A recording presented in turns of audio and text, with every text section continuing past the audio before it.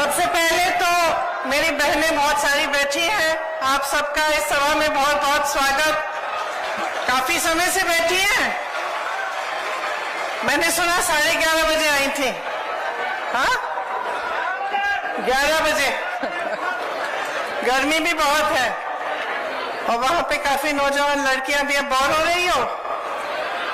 अभी नहीं? तो मैं करती हूँ थोड़ा बोर तुझे। श्री अशोक गहलोत जी, श्री सचिन पायलट जी, श्री सुखजिंदर सिंह रंधावा जी, श्री गोविंद सिंह दोतासरा जी, श्री ब्रिजेंद्र ओला जी, श्री हेमाराम चौधरी जी, श्री गोविंद राम मेघवाल जी, राजकुमार शर्मा जी, रीता चौधरी जी, जेपी चंदेलिया जी, जितेंद्र सिंह जी, दिनेश सुंदर जी, श्रवण कुमार जी, यहाँ उपस्थित सभी नेतागण, सभी कांग्रेस के कार्यकर्ता, बहनों और भाइयों, आप सबका इस सभा में बहुत बहुत स्वागत। शुरू करने से पहले एक बार मेरे साथ शाकंभरी माता की, सालासर बालाजी महाराज की, खाटू श्याम जी की, बावलिया बाबा की और आपकी इस पवित्र मिट्टी की भी मेरी तरफ से जय। आपकी ये जो मिट्टी है, इसने देश को बहुत कुछ दिया है। शीशराम ओला जी जैसे नेता,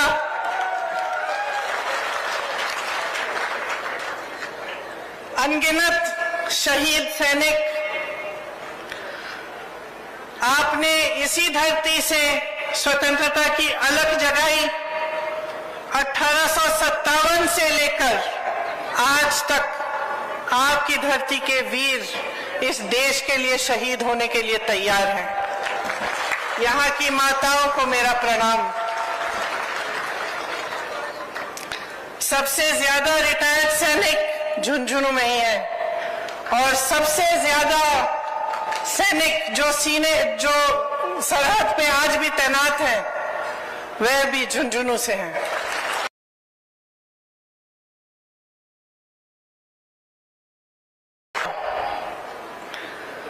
बिरला, दालमिया, सिंह,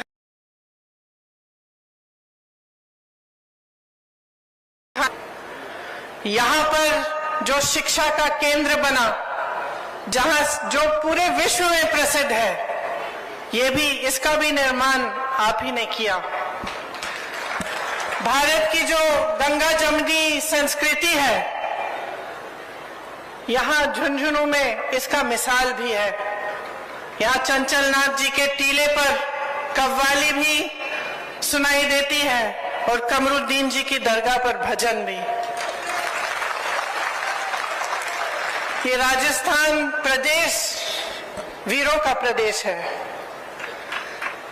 आपको गर्व होना चाहिए अपने प्रदेश पे। आपने हमारे देश को कितना दिया। आपकी मेहनती जनता, दिन रात काम करने वाले किसान, आप ही ने इस देश का निर्माण किया है। आप ही ने इस प्रदेश को आगे बढ़ाया है। आपका इतिहास शौर्य का है, शक्ति का है। एक ऐसा इतिहास है जिस पर पूरे देश को गर्व है। तो आज आपके सामने मैं चुनाव के मौके पर खड़ी हूं। ओला जी ने कहा कि मेरे परिवार के बहुत सदस्य मेरे से पहले यहाँ आए, उन्होंने अपने परिवार के सदस्यों की भी बात की। शायद पायलट जी ने आस्था की बात की कि किस तरह से झुंझुनू के लोगों ने इन नेताओं में अपनी आस्था रखी। चुनाव आता है तो हर पार्टी के लोग, हर पार्टी के नेता आते हैं, सबके भाषण सुनते हैं आप। कभी कभी मेरे मन में आता है कि सबके भाषण एक ही लगते हैं मुझे। हम उनको दोष देते हैं, वो हमें दोष देते हैं। हम कहते हैं कि वो भ्रष्ट हैं, वो कहते हैं हम भ्रष्ट हैं। हम कहते हैं कि हम सेवा करते हैं, वो कहते हैं कि वो सेवा करते हैं। तो आपको कैसे मालूम होगा कि किसकी बात सही है और किसकी नहीं है। और इस देश को चलाने के लिए, प्रदेश को चलाने के लिए आप एक नेता में या एक पार्टी में क्या उम्मीद रखते हैं, क्या चाहते हैं उससे? आपने इस बात को गहराई में, आपने इस बात के बारे में सोचा है? आज मैं इस बात को आपके सामने रखना चाहती हूं कि जो नेता होता है, जो प्रदेश को चलाता है या देश को चलाता है, उसको एक गहरी समझ होनी चाहिए। किसी ने कहा विजन होना चाहिए, रोड मैप होना चाहिए। क्या होता है ये विजन, ये रोड मैप? ये होता है कि भविष्य में क्या बनाना चाहते हैं, किस तरह से प्रदेश का निर्माण करना चाहते हैं, देश को किस तरह से मजबूत बनाना चाहते हैं, और इसमें क्या क्या चीजें हैं जो उसको करनी चाहिए। और ये विजन जो होता है, ये रोड मैप जो होता है, इसी के जरिए फिर विकास होता है। जिस तरह से यहाँ आपका कॉलेज है, ये छात्राएं बैठी हुई हैं, आज आप पढ़ाई कर रही हैं। अगर एक ऐसा नेता इस प्रदेश को चला रहा है जो आपके भविष्य के बारे में सोचे नहीं, तो आप कितनी भी पढ़ाई कर लें, आपको जॉब नहीं मिलेगा। आप रोजगार ढूंढते हुए भटकते जाएंगे, रोजगार नहीं मिलेगा। अगर ऐसी सरकार है जो सोच नहीं रही है आगे के बारे में, भविष्य के बारे में, आप देखिए यहाँ पे बिट्स पिलानी है आपके क्षेत्र में, किसी के सोच के जरिए बनी। बिरला जी ने बनाई, नेहरू जी ने उनका प्रोत्साहन किया, कहा बनाओ, ऐसा इंस्टीट्यूट बनाओ जो विश्व में प्रसिद्ध हो जाए, और उन्होंने किया। आज की सरकार को देखिए, आज की सरकार सिर्फ 2 उद्योगपतियों का प्रोत्साहन कर रही है, सिर्फ 2। उनके जो मित्र हैं उनको पूरी देश की संपत्ति सौंपे जा रहे हैं। देश के बंदरगाह, देश के एयरपोर्ट, देश के जितने भी बड़े बड़े PSU थे। अब आप सोचिए, मैंने भविष्य की बात की, भविष्य में सोचते हैं तो सबसे ज्यादा क्या होता है जरूरी भविष्य के लिए, नौजवानों के भविष्य के लिए? बहनें आप यहाँ बैठी हैं, आप अपनी बेटियों को, अपने बच्चों को पढ़ाती लिखाती हैं, मेहनत करती हैं, रोज खेती में जाती हैं, मेहनत करती हैं, और उस मेहनत की कमाई से इन्हें पढ़ाती हैं। तो आप क्या उम्मीद रखती हैं इनके भविष्य के लिए कि बड़े होकर नौकरी मिलेगी, कमाएंगे, खुद अपना भविष्य मजबूत बनाएंगे? तो अगर एक ऐसी सरकार है जो रोजगार बना ही नहीं रही है, तो फिर आपके भविष्य का क्या होगा? जिसका विजन नहीं है, रोड मैप नहीं है कि रोजगार कैसे बनेंगे। शिक्षा की एक नई संस्था नहीं बनाएंगे, जो पुरानी है उनको भी बिगाड़ के रख देंगे। अगर ऐसी सरकार होगी तो आपके भविष्य का क्या होगा? देखिए, रोजगार कहां से बनते हैं, समझ लीजिए ये बात। सबसे पहले तो बड़े बड़े जो PSU थे, इससे बनते थे। आज मैंने कहा आपसे, सब के सब अपने बड़े बड़े उद्योगपति मित्रों को सौंप दिए हैं। वहां प्राइवेटाइज हो जाता है, उसमें ना आरक्षण होता है और उसमें ना रोजगार बनते हैं। तो जिस सबसे बड़ी जो PSU थे, जहां से रोजगार बनते थे, वो तो इन्होंने अपने बड़े बड़े उद्योगपति मित्रों को सौंप दिए।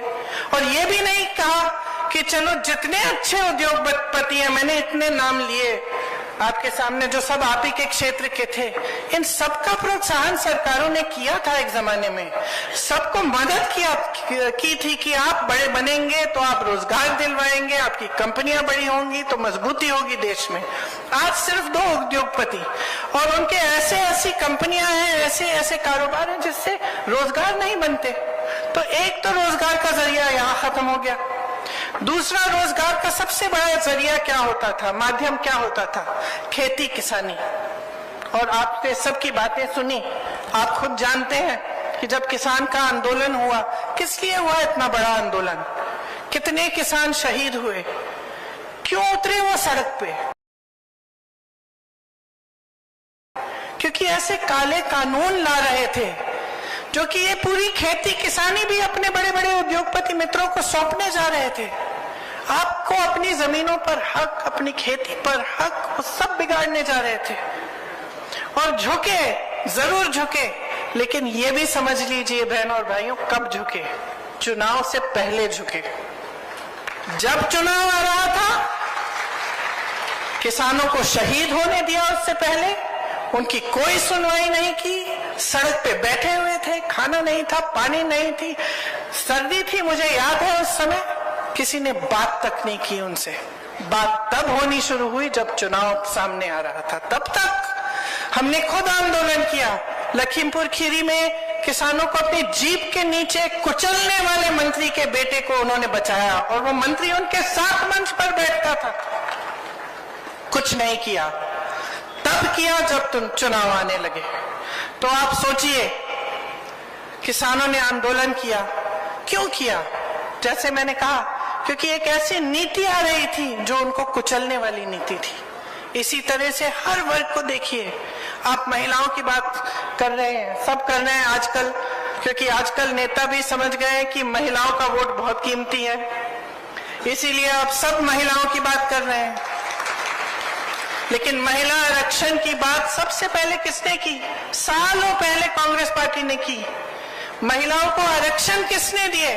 पंचायतों में सबसे पहले कांग्रेस पार्टी ने दिए। और इन्होंने एक ऐसा कानून पास किया है जो 10 साल तक ये कहते हैं लागू नहीं होगा। तो क्या करेंगे हम इस आरक्षण का, अगर 10 साल हमें रुकना पड़ेगा इसके लिए? तो इनकी बातें जो है पूरी तरह से खोखली हैं। जो उदारता होनी चाहिए, जो समर्पण होना चाहिए, वो नहीं है। उदारता तो वो होती है जो किसान बाहर बैठा हुआ है, सर्दी में खा नहीं रहा है, पी नहीं रहा है, सुनवाई तो कर लो, समझ तो लो क्या कह रहा है इस देश की जनता, क्या कह रही है आपसे। लेकिन आज जो सरकार है, मोदी जी की सरकार, भाजपा की सरकार, उसमें आपकी कोई सुनवाई नहीं है।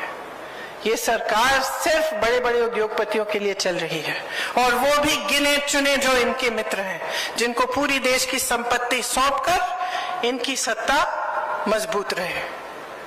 तो आपको समझना पड़ेगा कि आज की जो परिस्थितियां हैं उनसे आपका भविष्य कैसे बनेगा।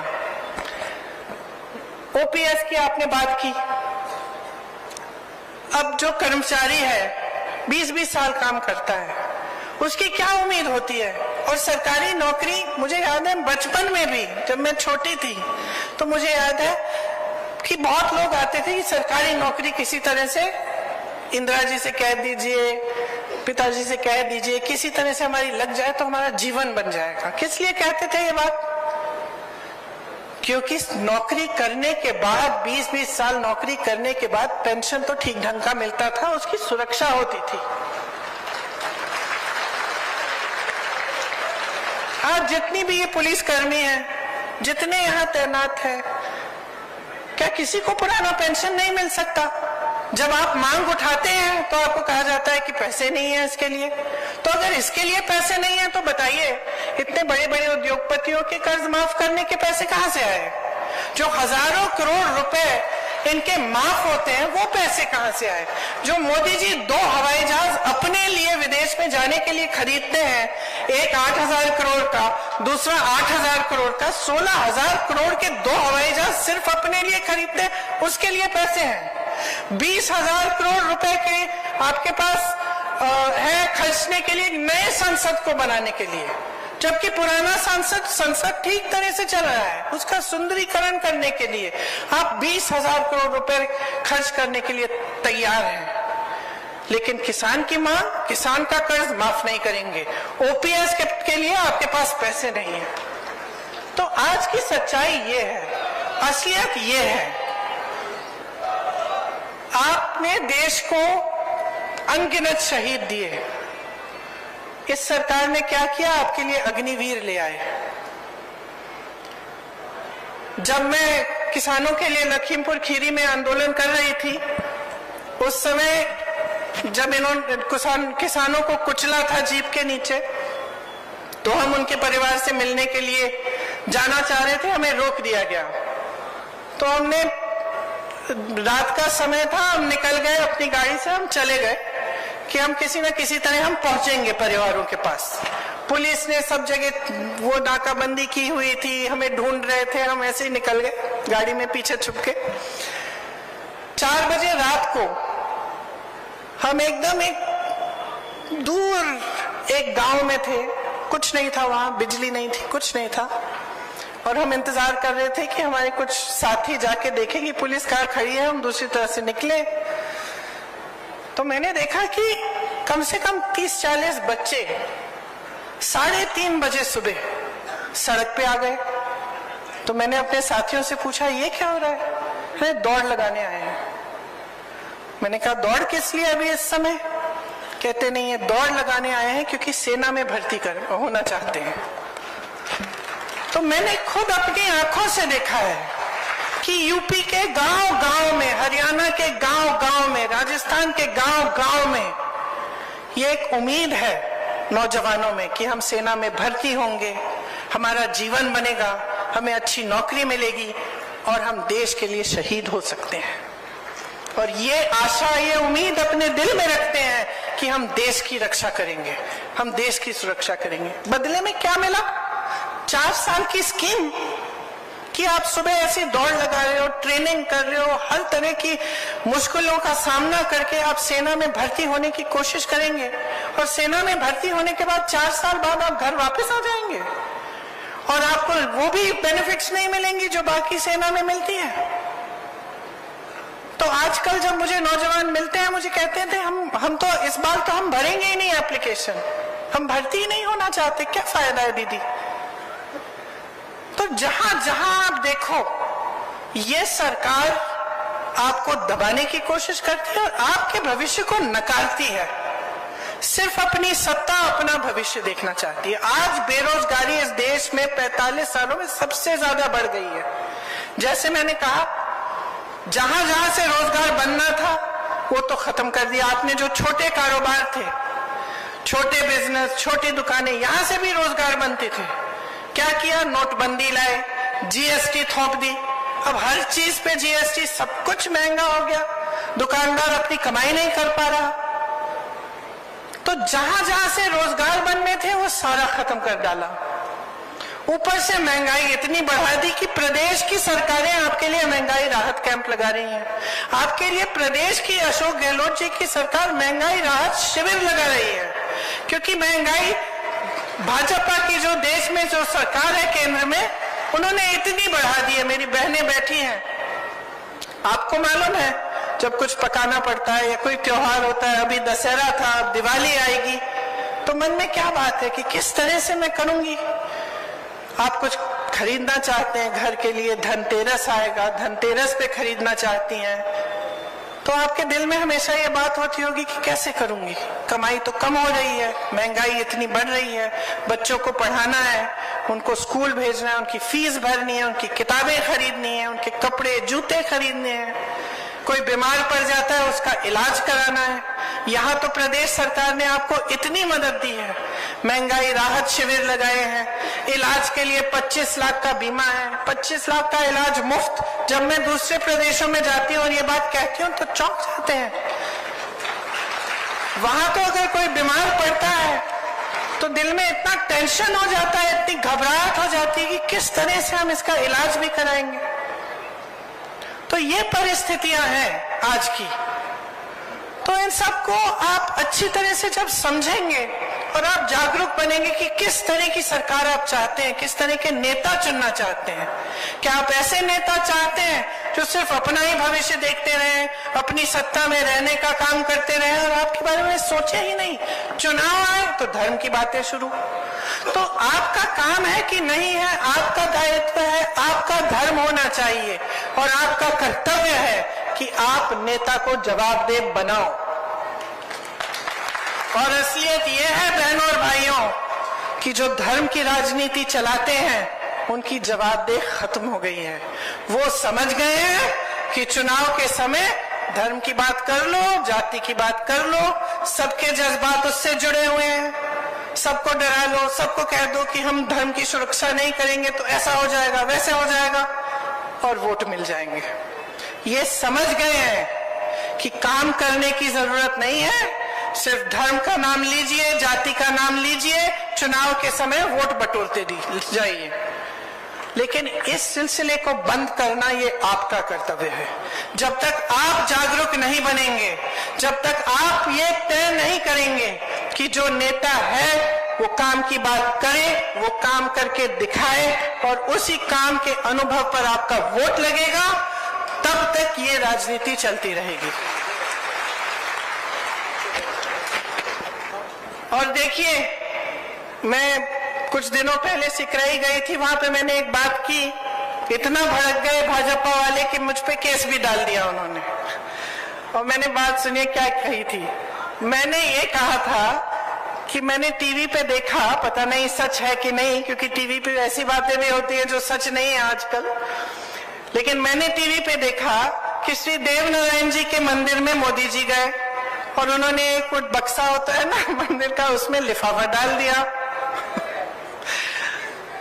हाँ, फिर उस लिफाफे को 6 महीने के लिए किसी ने खोला नहीं कि मोदी जी ने डाला है। 6 महीनों बाद वहां के जो मंदिर के जो पंडित हैं और सब लोग इकट्ठे हुए और टीवी वाले भी कैमरा लेके गए और उन्होंने वो बक्सा खोला तो उस लिफाफे में से क्या निकला? 21 रुपए निकले। तो सबकी उम्मीदें कहां थी और निकला क्या? देश के प्रधानमंत्री इतने बड़े नेता और उन्होंने 21 रुपए का लिफाफा डाल दिया सबके सामने की लिफाफा तो डल रहा है, उसके अंदर क्या है हमें नहीं मालूम। तो देखिए, मैं तो समझ गई कि ये मोदी जी का लिफाफा खाली है। ये बात चुभ रही है इनको क्योंकि ये बात सच ही होगी, और ये बात इसलिए चुभ रही है क्योंकि जो काम ये करते हैं उससे यही दिख रहा है बार बार। वो कहते हैं महिलाओं के लिए आरक्षण, आरक्षण कब आएगा? 10 साल बाद। बिल पास हुई अभी, आरक्षण आएगा 10 साल बाद। इसका मतलब क्या है? मोदी जी का लिफाफा खाली है। हमने जाति जनगणना की बात की, इन्होंने ओबीसी वर्ग के लिए बोला कि हम आगे बढ़ाएंगे, हम खूब काम करेंगे एससी एसटी ओबीसी के लिए। फिर जब हमने जाति जनगणना की बात की फिर से मुंह बंद, कुछ नहीं कहते। क्यों? क्योंकि मोदी जी का लिफाफा।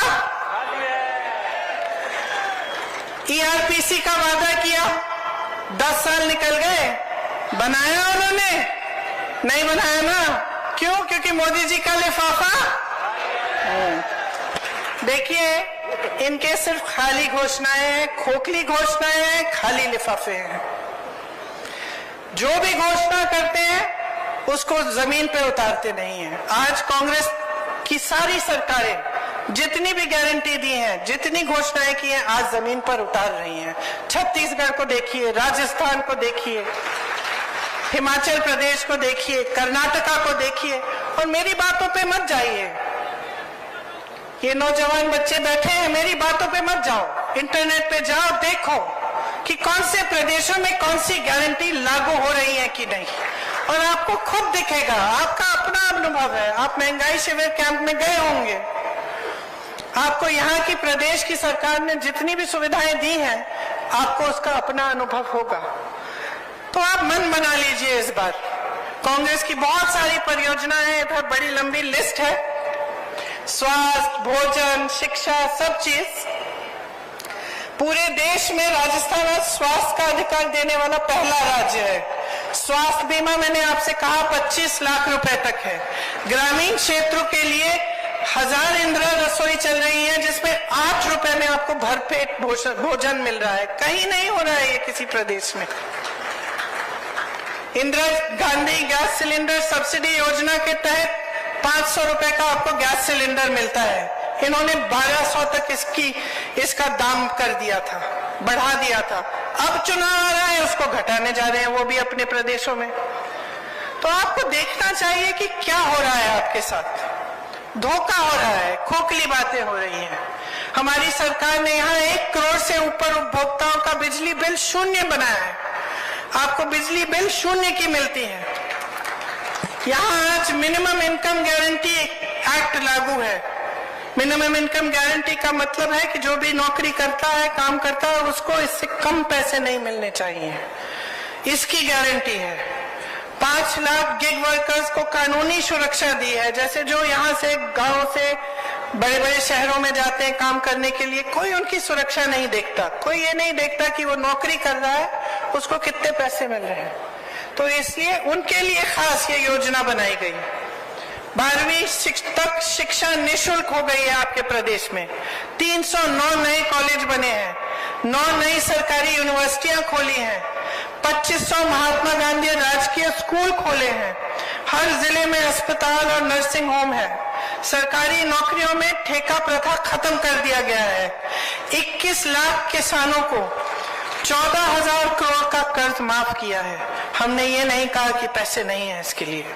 अन्नपूर्णा फूड पैकेट के माध्यम से आपको गेहूं, दाल, चीनी, तेल, नमक और मसाले सब कुछ मिलता है।